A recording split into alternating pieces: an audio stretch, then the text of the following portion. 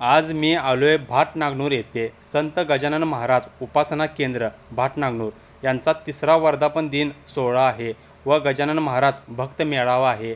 त्यासाठी सकाळी ठीककणी 6 वाजता अभिषेक झालेला आहे आणि महापूजा आणि महाआरती पण झालेली आहे आणि सकाळी 11 ते 12 अध्याय वाचणे व प्रवचन हा कार्यक्रम आहे आणि दुपारी 12 नंतरनं पुष्पवृत्ती व महाआरती हे पण आहे।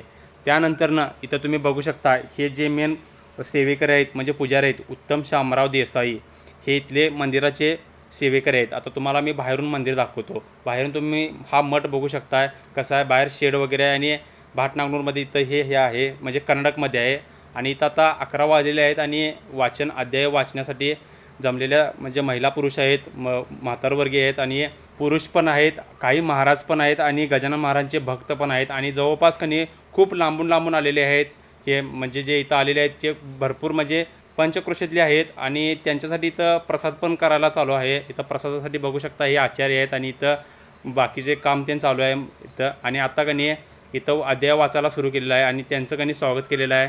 बघू शकता हार वगैरे घातलेला आहे, पुष्पगुच्छ दिलेला आहे आणि इथं आता अध्याय ठेवलेला आहे। गणात बोटे गजानन महाराज की जय। आता इथं अध्याय वाचायला चालू केलेलं आहे आणि इथं प्रमुख पाहुणे प्राणलिंग महास्वामी यांचं आगमन झालेलं आहे आणि तुम्ही बघू शकता महाराज आणि महाराजांचं आता इथं पाय धुवायचं प्रक्रिया चालू आहे। पाय धुवून त्यांना कणी फुलाचं हे देऊन कणी फुलाच्या ह्याच्यातून आतमध्ये प्रवेश केलेला आहे। महाराजांचं नाव प्राणलिंग महास्वामी हे निप्पाणीचे महाराज आहेत आणि यांचं प्रवचन आहे आता 12 वाजता।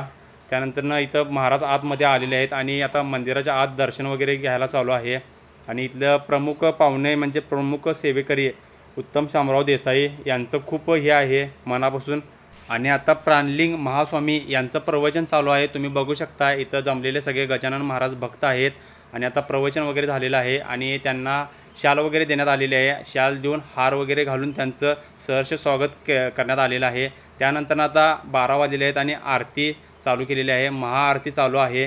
बघू शकता तुम्ही इथं जमलेले सगळे भाविक आहेत आणि आरती म्हणजे 5 आरत्या म्हणलेल्या आहेत। श्री स्वामी समर्थ गणपतीची अशा मिळून सगळ्यांच्या मिळून 5 आरत्या म्हणलेल्या आहेत आणि आता इथून पुढं महाप्रसाद वाढण्यात आलेला आहे आणि महाप्रसाद भात आमटी सुक्की भाजी आणि शिरा केलेला आहे।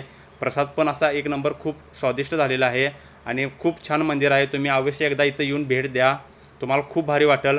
तरी तुम्हाला हा ब्लॉग कसा वाटला कमेंट करून सांगा लागते, आवडला असेल तर फॉलो करा लागते। सप्लाय शे जय हिंद जय महाराष्ट्र।